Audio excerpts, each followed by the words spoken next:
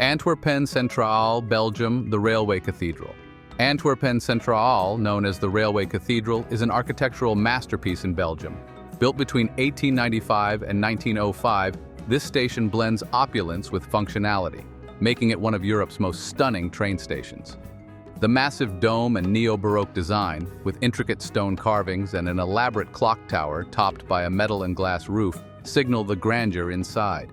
Inside, a vast hall greets travelers with marble floors, golden accents, and elegant staircases connecting multiple levels. The station's 4 levels of tracks are an engineering marvel, seamlessly blending historic charm with modern efficiency. Despite renovations, Antwerpen-Centraal has preserved its original features, earning recognition as one of the world's most beautiful stations.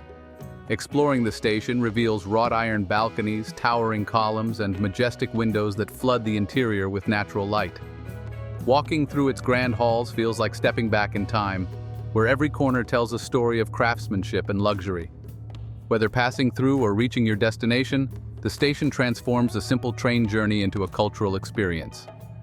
Visiting Antwerpen-Centraal is more than catching a train. It's an immersion into history, art, and innovation.